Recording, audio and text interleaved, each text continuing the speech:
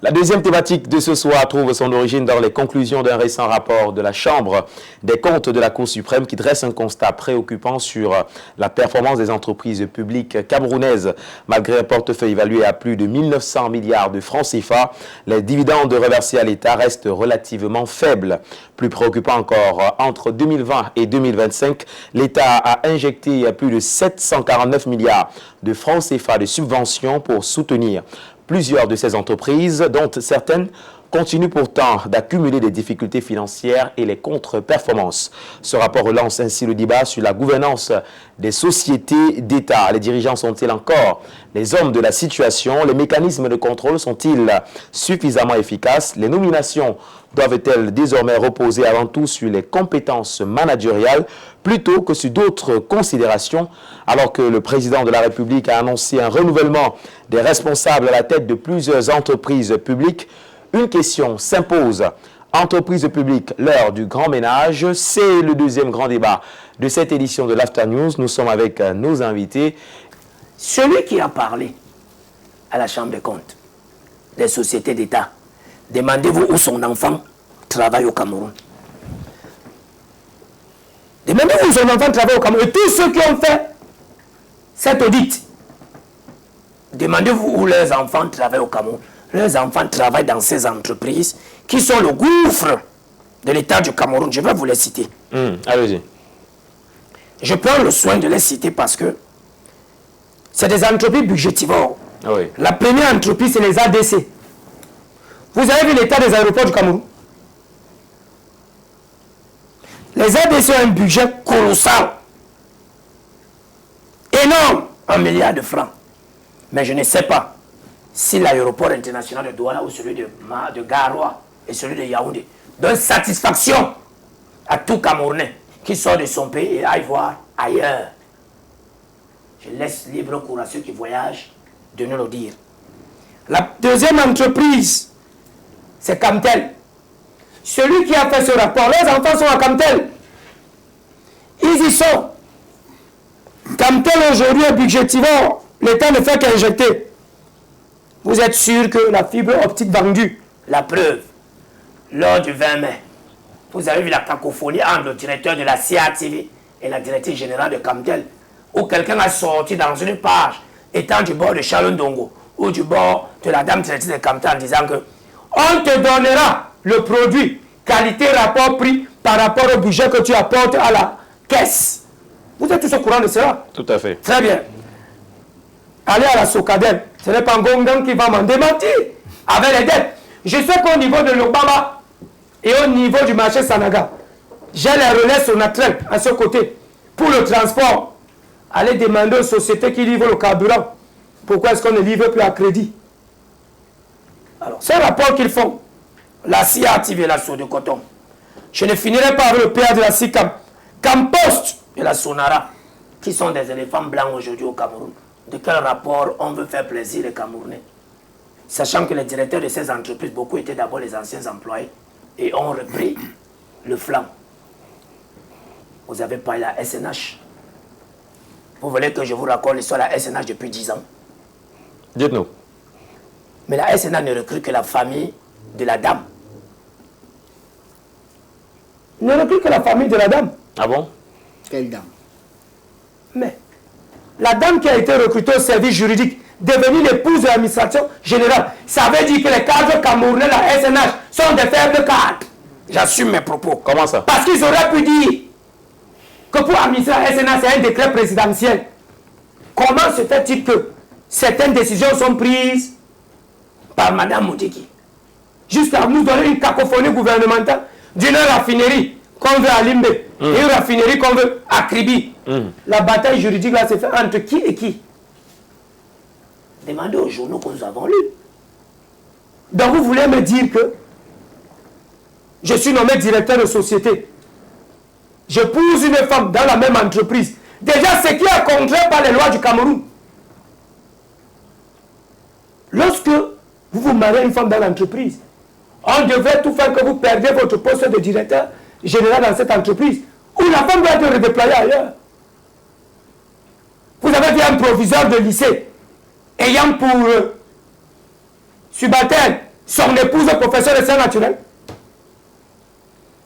Avez-vous vu un ministre de la Justice au Cameroun ayant recruté son épouse dans son département ministériel?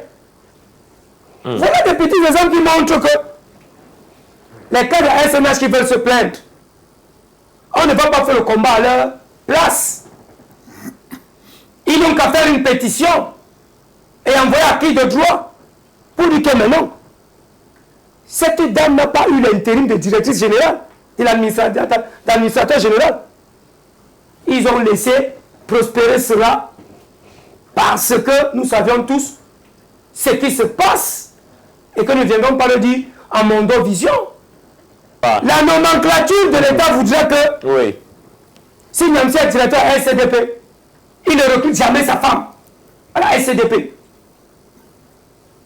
Ça fait 9 ans jour pour jour qu'on a voté les deux lois sur effectivement la gouvernance des entreprises et des établissements publics qui a interdit à un directeur général de pouvoir assurer ce rôle plus de 9 ans d'affilée dans une entreprise et à un président du conseil d'administration de pouvoir le faire plus de 6 ans. Et pourtant, il ne faut pas chercher très longtemps pour trouver toutes les personnes qui sont hors la loi, hein, en commençant par notre ministre des Finances, qui est PCA de l'entreprise d'exploitation Hydro-Méquine depuis 14 ans, depuis sa création. Ça ne devrait pas exister. Ils sont nombreux comme ça à assumer des fonctions et à accumuler d'ailleurs des fonctions de PCA avec des fonctions administratives par ailleurs, ou alors pire, des directeurs généraux qui sont censés pouvoir gérer au quotidien et qui se retrouvent hors la loi. Ça veut dire simplement que demain, tout ce qu'ils sont en train de faire, et aussi malgré toute l'intelligence qu'ils peuvent avoir, je ne pense pas que ça puisse être, il peut être toujours source d'innovation. Vous avez pris l'exemple de la SNH. C'est la SNH qui représentait le Cameroun dans ce contrat tripartite entre la société, avec la société française Perenco et le norvégien Golan LNG, qui nous a fini à nous faire perdre des milliards avec le départ du bateau Ili Episeyo, qui était au large de Kribi et exploitait notre gaz naturel pour pouvoir l'exporter. Et donc, le contrat qui arrivait à son terme arrive à un moment donné où il n'y a aucune alternative. Aucune alternative. Quelles stratégies sont en train de penser à cette SNH? Qui pense dans cette entreprise pour le développement du Cameroun? Donc bon, quand on fait des mélanges de genres, on invente des rôles qui n'étaient pas censés exister, on crée une première dame à la SNH alors que ce n'est pas un statut prévu, qui est censé remplacer, alors qu'elle n'est que conseillère technique numéro 2. Que fait le conseiller technique numéro 1 dans cette entreprise? Y a-t-il pas un directeur général adjoint quand le directeur n'est pas là? Autant de choses qui font qu'on a un mélange de genres, parce qu'on a été habitué aussi au Cameroun à ne pas questionner cela. Bon, mais les gens se sont habitués et pensent que ça devient normal.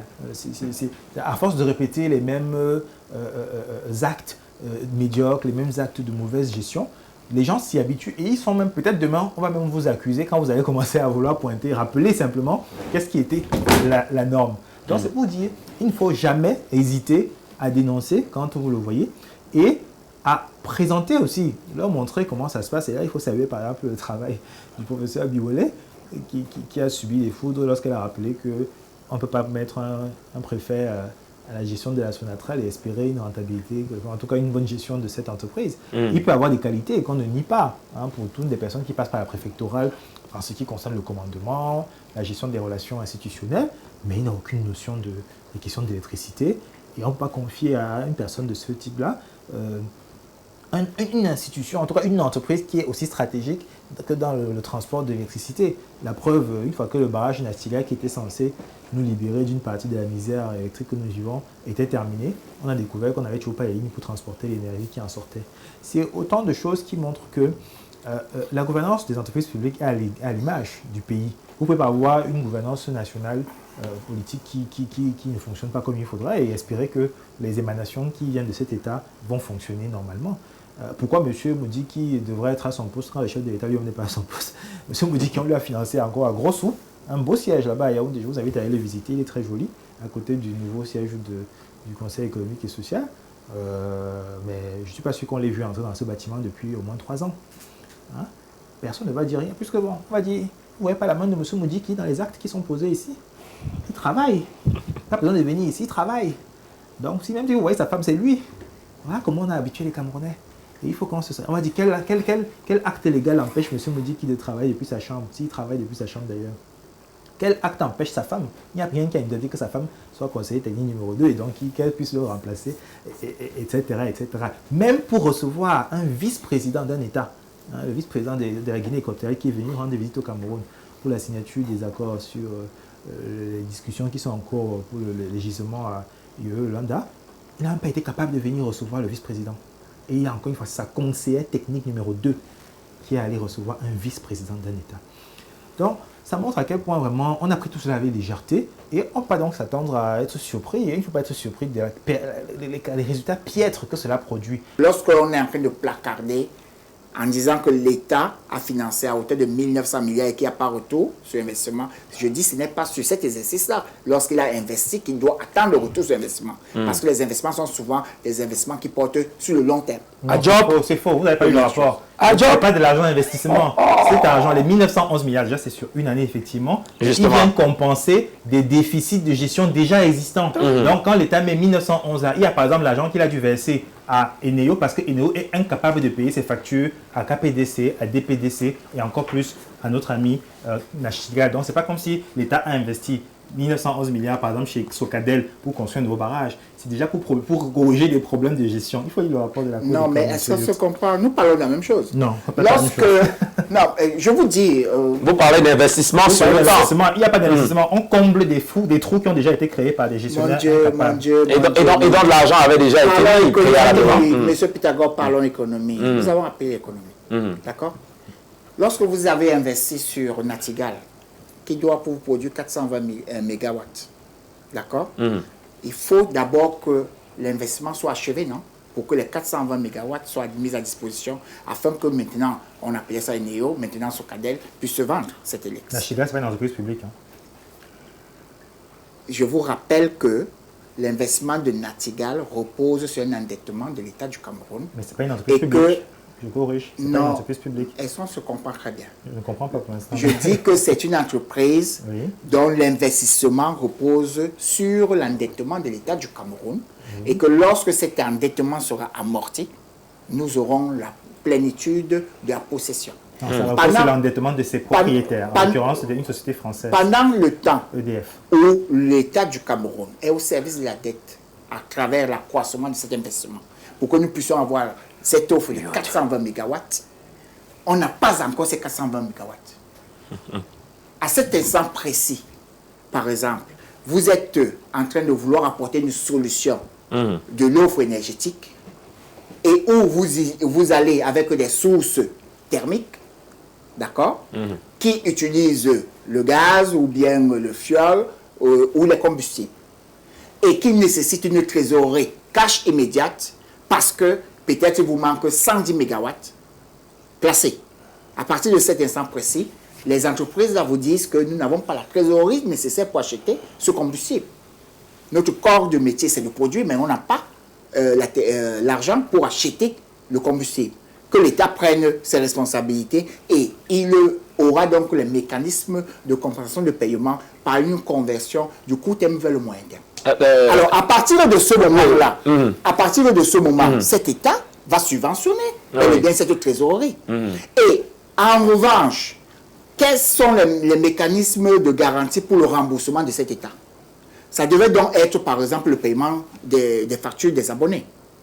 Et lorsqu'on vous dit donc que le taux de recouvrement est très faible, parce que nous avons les sons de loup, parce que nous volons l'électricité, à partir de ce moment-là, cet État-là, s'il reste sur la capacité que l'énergie produite doit être entièrement vendue avec des pertes sur transport placées de 30% à cause de la technologie. Maintenant, vous avez donc une vision de l'homme du renouveau qui dissocie la production, le transport et la distribution et qui en fait une forme de spécialisation d'une entreprise basée sur le transport.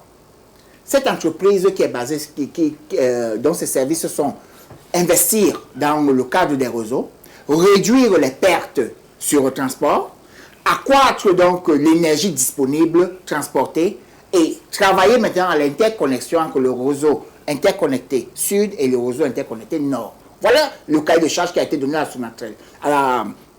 Oui, c'est à la Sonatrel. Mais cette Sonatrel-là va réaliser les bénéfices quand et où? Puisque pour que cette Sonatrel puisse avoir une forme de revenu, il faudrait que l'énergie qui est vendue par le distributeur final au consommateur final, par la péréquation, puisse recevoir sa quotité.